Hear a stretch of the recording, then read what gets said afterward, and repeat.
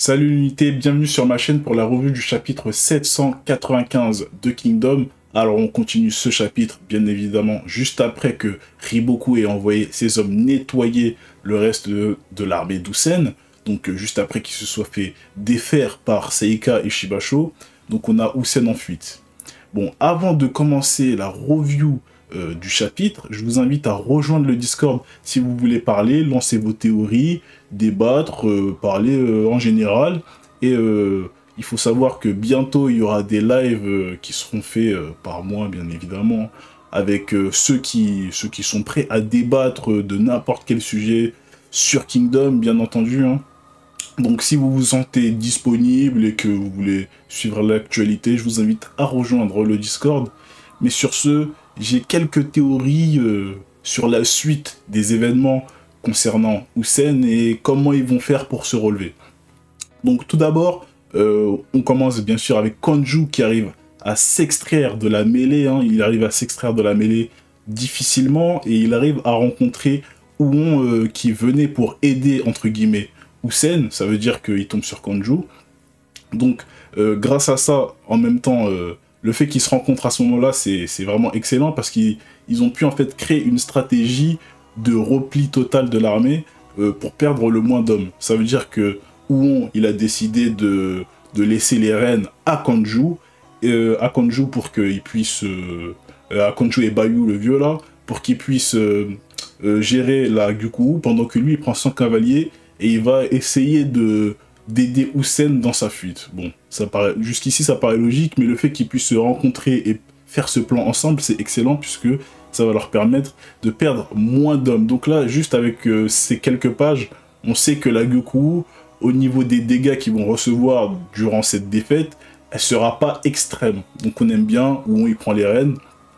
Ensuite, Uon, là, il a une idée, hein, plutôt intéressante, et franchement au niveau du développement du personnage on aime beaucoup parce que ça c'est par rapport à ces hommes qu'il avait laissés du côté de la Ishin. Il les oublie pas, déjà ça veut dire que c'est un général qui, voilà, c'est bon, là il pourrait dire bon on se barre, on a la Gyuku avec nous, on se barre, etc. Mais il a pas oublié ces hommes qui sont chez la Ishin, et en plus de ça il demande à Bayu et Kanju d'aller aider la Ishin.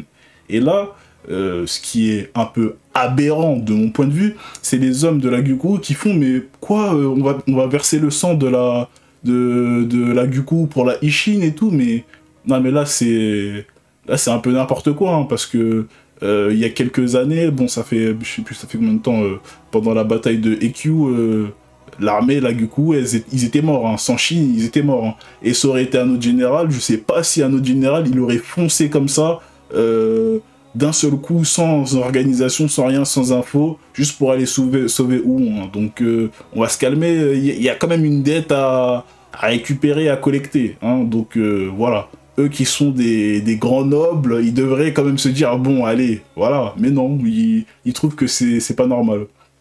Donc Uon, il parle pas de cette dette, mais bon, on sait que voilà, ça doit être dans le coin de sa tête aussi, quand même, il est pas complètement fou. Donc, lui, son explication, c'est que là, maintenant que Usen, il a fui et qu'ils ont perdu, si pour le futur, on veut conquérir des états avec Kin, il faut la force de la Gyuku. Il a dit la Gakuka qui sont même pas là, ça veut dire qu'il pense vraiment au futur. Hein. La Gakuka qui n'est même pas là, donc la Gyuku, la Gakuka et la Ishin. Les trois de la nouvelle génération les plus influents des dernières années à Kin. Il dit que ces trois armées sont importantes pour le futur. Et là, c'est pas... c'est plus le Uon un peu centré sur lui-même, oui, je dois être le plus fort. Il pense même aux autres, à la globalité. Et c'est là que Kanju, il dit, ah ouais, ça c'est la vision d'un grand général, d'un généralissime, d'un général en chef, quoi. Et là, on aime bien, parce que Uon, ce côté-là, j'aime bien. Et le fait aussi qu'il prenne 100 cavaliers et qu'il décide de lui-même d'aller aider son père, bon, on sait qu'ils doivent se rencontrer un peu pour le lore, pour le scénario, mais on aime bien qu'il passe les rênes à Kanju, parce que là, il dit à Kanju de gérer toute la situation. Et là, ça me fait penser un peu, si vous vous rappelez, à un Uki qui prend quelques hommes pour une situation précise, hein, il va prendre quelques hommes, partir et laisser les rênes à tout, tu vois, à un tout. Et là, ça m'a fait penser à ça. Peut-être que les gars, je suis fou, hein, peut-être que je suis fou, mais je sais pas, j'y ai pensé comme ça. Je vous dis ce que... voilà, je vous dis en vrai. En vrai, j'ai pensé ça comme ça. Il n'y a pas vraiment de grande réflexion, mais voilà. Voilà, un petit Huon intelligent comme un Wookie, fort au combat comme un Wookie. Il peut laisser les rênes à un Kanju comme un tout. Bon, je m'avance un peu, mais vous voyez ce que je veux dire. Vous voyez ce que je veux dire. Donc là maintenant on part du côté de la Ishin, hein, qui eux reçoivent aussi les infos de la fuite de Hussein. Donc là ils commencent à paniquer, tout le monde panique, qu'est-ce qu'on fait, blablabla. Karyoten, les gars, Karyoten, j'en veux plus, je sature. Là honnêtement les gars, je commence à saturer. Elle a pleuré deux fois dans la guerre là. C'est pas normal. Franchement, elle a pleuré dans le château de sable, elle commence à pleurer ici, elle fait des blagues pas drôles. Non mais sérieusement, elle pose des questions bêtes. Franchement, c'est... Ouh là là, ça commence à monter là. Hein. Franchement, ça commence à monter. Donc Karyoten, allez, ça doit dégager. Hein. Donc Shin, très frustré, hein, c'est normal. Lui, il vient d'arriver, le pauvre, il était coincé, il a fait une autoroute toute la journée. Il arrive, il s'est battu 5 minutes, il a rien pu faire, et on lui dit quoi? Ouais, la bataille, elle est finie, on doit se casser. Enfin, ça arrive beaucoup en plus, c'est chaud, c'est très chaud. Donc, on peut comprendre sa frustration, hein, clairement, hein, mais là, à ce niveau-là, il peut rien faire de plus. Là, il doit juste s'enfuir, et voilà. Lui-même, il le sait, mais il essaie de trouver une solution. Est-ce qu'il n'y a pas une solution? On peut vraiment pas faire un truc. Lui-même, il sait c'est quoi la vraie réponse, mais il veut pas y croire tellement ça le pique. Parce que là, c'est comme si, bon... Il n'est pas totalement responsable, voilà, mais il est responsable un peu de tout ce qui se passe, il s'est fait avoir par un plan, etc. Donc il se sent responsable, et en plus, il a même pas pu combattre, réellement, quoi. Donc ça doit être vraiment chaud pour lui. En plus de ça, ces hommes, ils sont en train de prendre, voilà, ils sont en train de prendre 70 000 hommes en face, c'est déjà pas facile, et on leur dit de fuir, etc. Donc là, ta Chine, bah, finalement, il décide de... Voilà, on est obligé de partir, tu vois, on est obligé de partir. Et durant cet essai de retrait, il voit que c'est vraiment difficile parce que Enkan, il va pas les laisser partir comme ça. Et là, au moment où ça commence à devenir vraiment chaud, Karyoten dit on va perdre plus de la moitié des hommes, t'as Kanju qui arrive pour les aider, etc. Et là, ta Chine qui est étonné, il dit ah ouais, il a vraiment fait ça. Et ça m'étonne que Shin soit étonné que Huon puisse l'aider.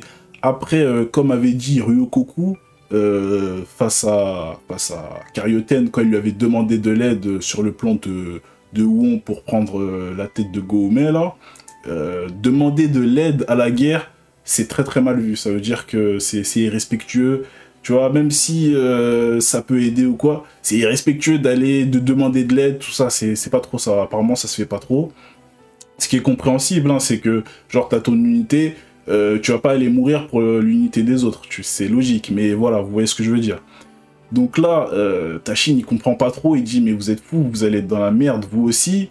Et bon, Kanju, il explique, c'est Huon qui a décidé, Shin, il y croit pas trop. Mais je pensais que, justement, leur relation à Shin et Huon, elle avait assez évolué, surtout avec Q, en mode, ça y est, bon, on arrête ça, bon, là on avance ensemble. Mais Shin, bon, il est étonné, bon, pourquoi pas, hein. Peut-être il se dit qu'il prend vraiment beaucoup de risques, ce qui est pas faux, parce que 70 000 en face, c'est quand même conséquent, quoi. Après, bon, t'as Kanju qui les aide dans cette sortie.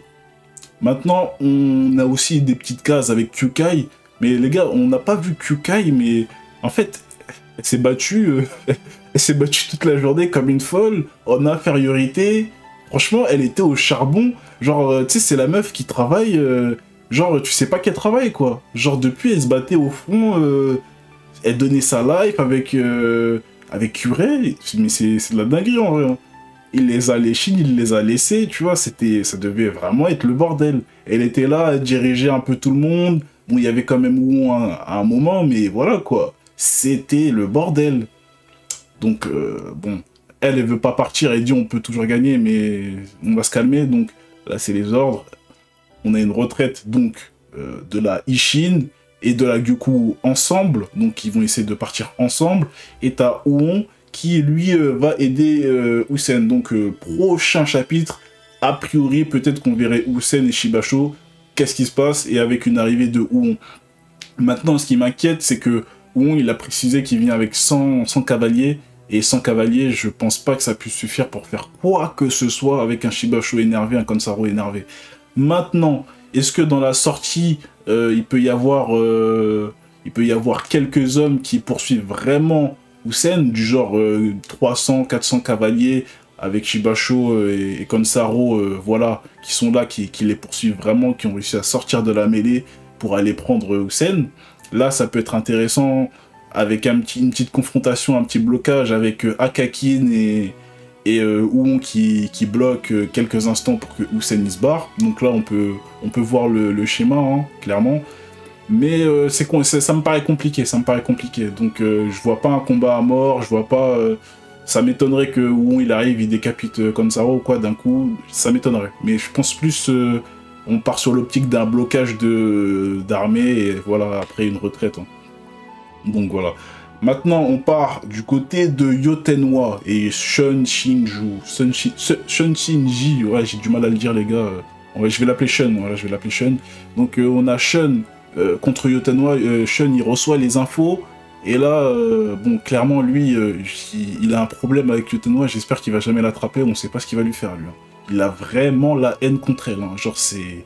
Il a la haine. Il a la haine contre toute son armée et contre Yotenwa. Genre, il la veut vraiment. Je sais pas s'il la kiffe ou si... Mais il la veut, vraiment. Donc là, il dit chassez-les, on y va tous, etc.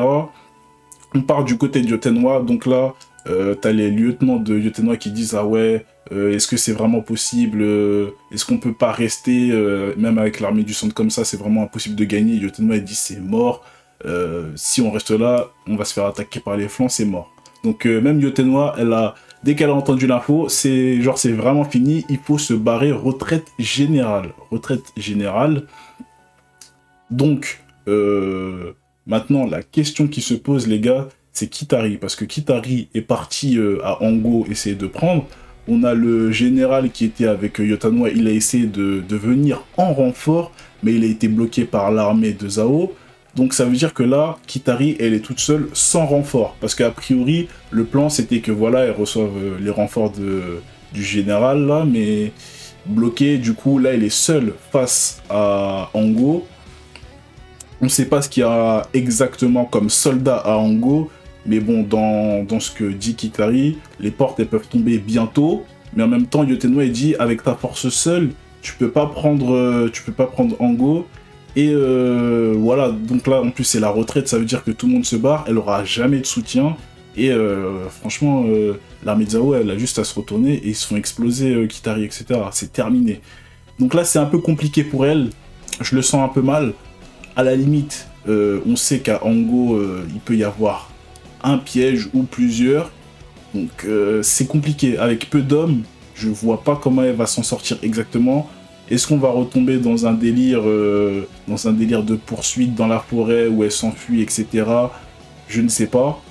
Mais on a l'impression qu'elle va vraiment prendre Ango toute seule. C'est une impression qu'on a, elle commence à vouloir y aller, etc. Donc c'est quand même intéressant de savoir ce qui va se passer exactement dans cette ville. Parce que elle est toute seule, quoi. Je vois pas ce qu'elle peut faire. Même si elle prend la ville, c'est chaud, quoi. C'est vraiment chaud. Donc... on a ce cas-là, le cas Ango qui est très très intéressant. J'ai hâte de voir ce qui va se passer dans les prochains chapitres. Maintenant pour le cas Hussein. Donc son armée est détruite, hein, On a vu dans le chapitre avant sa petite punchline à Akakin. Je suis en train de réfléchir à un plan pour voir si cette bataille il peut rattraper tout ça, quoi. Maintenant les gars, j'ai parlé sur Discord avec quelqu'un. On a parlé de Kingdom, hein, en vocal, et il m'a donné quelques petites pistes qui étaient très intéressantes. Ça veut dire qu'il m'a dit que, vous vous rappelez quand Hussein il a fait la technique de la carte pour Gyu, on avait un Hussein qui avait une carte assis sur le sol, avec Aku qui se battait avec ses hommes, hein, mais qui se battait contre les mecs de Zhao autour de lui. Genre en mode, c'était une vraie bagarre, quoi. Ça se tapait vraiment. Et lui, il faisait son plan assis avec une carte. Maintenant, si on prend Hussein sur cette bataille, on a vu qu'il était très attentiste, etc. Mais c'est vers la fin. C'est vers la fin, quand Shibasho il était sur lui et que voilà, c'était fait, qu'il ne parlait plus en fait. Après, au niveau des mouvements, etc., voilà, tactique, c'est vrai qu'il a absolument rien fait, mais au niveau de la parole, c'est quand Shibasho, il avait quasiment gagné qu'il ne parlait plus. Vous voyez? Maintenant, à ce moment-là, est-ce que le Hussein qui est muet, c'est pas le Hussein qui préparait déjà son plan? Parce que là, on était en mode, mais pourquoi il parle pas, il dit rien, à coup, il meurt, Denrimi, il meurt, il dit rien, il demande rien. Qu'est-ce qu'il fait, en fait? Genre, c'est ça, il prend pas d'armes pour se défendre. Et si, en fait, à ce moment-là, il était... Bon, on a compris qu'il faisait son plan à ce moment-là, mais si il faisait son plan à ce moment-là, au moins, si on prend le parallèle avec Gyou, est-ce qu'il faisait pas déjà un plan? S'il survit, évidemment, s'il survit, hein, mais s'il survit, est-ce qu'il n'a pas un plan pour revenir rapidement? Parce que je vois pas l'intérêt de réfléchir à un plan pour revenir s'il revient je sais pas, dans 3 ans, 4 ans, tu vois, ça n'aurait aucun sens. Pourquoi il décide pas de survivre d'abord et après, il va faire son plan quand il sera posé, etc. Parce que là, j'ai l'impression qu'il fait un plan avec toutes les données qu'il a reçues de cette bataille et pour voir qu'est-ce qu'il peut faire avec ce qu'il a entre les mains, la Isshin qui a subi quelques dégâts mais qui est là, la Gyuku qui est quasiment intacte, et Yotanwa. Est-ce que ce serait pas à ça qu'il pense? Est-ce qu'il est pas en train de penser à un plan pour revenir le plus rapidement possible en fait? Parce que je vois pas les gars, c'est peut-être ça, hein, peut-être que je me trompe bien sûr, hein, mais je vois pas l'intérêt de faire un plan sur le champ de bataille au moment où tu te fais clairement défoncer et tu peux mourir pour un plan qui va peut-être prendre 3 ans ou je ne sais combien de temps à faire. Je vois pas l'intérêt en fait. Parce que là on a vraiment l'impression qu'il a un plan pour revenir, genre là, malgré que son armée elle soit détruite, lui il pense à faire un plan pour revenir en fait. C'est ça qui m'étonne. Donc après ça peut être un plan qui le ramène dans un an, je n'ai aucune idée. Mais là, j'ai l'impression que ça va être plus rapide que ce qu'on pensait. Parce que, clairement, hein, quand on a vu son armée détruite, on s'est dit, oula, comment il va faire? Comment il va faire? Maintenant, son armée est détruite. Il y a encore les 50 000 ou 60 000 de kin qui ont disparu. Est-ce qu'ils sont quelque part? On ne sait pas où ils sont. On ne sait pas où ils sont. Est-ce qu'ils ils font partie du plan de Hussein? On ne sait pas. Mais il faut bien que cette armée, elle serve à quelque chose et qu'on la revoie, parce que une armée ne peut pas disparaître. C'est pas... Voilà, vous voyez ce que je veux dire. Donc, est-ce qu'ils font partie de ce plan? Est-ce que... Après, je pense pas qu'il avait un plan de secours. Là, on voit qu'il fait un nouveau plan. Qu'il fait un plan parce qu'il s'est fait... voilà, il s'est fait malaxer. Donc, les gars, moi, je vous dis, faites attention à Hussein. J'ai entendu des gens qui disaient bon, c'est bon, ils vont repartir, il va refaire son armée, ça va prendre 5 ans, blablabla, etc. Je comprends ceux qui disent ça, mais je suis plus si sûr de ça. Hein. Je suis plus si sûr de ça. J'ai l'impression que ça peut arriver plus vite qu'on ne le pense. Et en plus, ce qui me fait penser ça, c'est que Yotenwa est dit, heureusement, c'est une chance qu'il ait perdu que maintenant, parce que nous, notre armée, entre guillemets, ça va, quoi, et elle n'est pas détruite. Mais si on perdait notre armée en plus, il n'y aurait plus aucune chance. D'accord? Il faut pas oublier, les gars, que même si l'armée de Hussein est détruite, l'armée de Shibasho, elle n'est pas intacte. Hein. Elle n'est pas intacte. Hein. Vraiment pas. Vraiment, vraiment, vraiment pas. Donc, à ce niveau-là, même si Kin y revienne rapidement, disons, ils reprennent des hommes, etc., l'armée de Seika, ce sera plus la même force de frappe, et eux ils peuvent pas, c'est comme l'armée de Yotanwa ou de Kanki, etc. C'est pas une armée, tu peux comment dire, reconstruire ton armée rapidement, c'est pas ça. Hein. C'est des soldats d'élite, c'est l'armée de leur forteresse, là. S'ils meurent, ils meurent. Hein. Je pense pas que dans un an, tu auras une Seika de la même puissance, c'est impossible. Donc là, la puissance de Seika, elle a été grandement affaiblie par Hussein. même si Hussein, il a perdu vraiment toute son armée. Mais attention, ces cas, ce sera plus... ok, on peut leur rajouter des hommes, etc., etc., etc., mais ce sera plus la même chose. Ça, je pense qu'on sera d'accord parce qu'on a vu que des deux côtés, ça morflait, hein, jusqu'à la fin, mais des deux côtés, ça morflait. Donc voilà, en tout cas, je vous dis, faites attention, Hussein, je pense qu'il n'a pas fini de parler, en fait. Il n'a pas fini de parler, et quand on va l'entendre parler, quand il va dire ce qu'il veut faire, on peut être choqué. Attention, attention. Même s'il a perdu son armée, il s'est fait gifler, ça veut pas dire qu'il peut gifler il peut pas gifler les autres après, hein, attention. Hein. Il peut pas... C'est pas parce qu'il s'est fait gifler il y a 5 minutes qu'il peut pas gifler quelqu'un d'autre 25 minutes après. Vous voyez ce que je veux dire? Vous voyez ce que je veux dire? Donc attention, faut pas l'enterrer trop vite, voilà. Attention, surtout que sa punchline, ça veut dire ce que ça veut dire.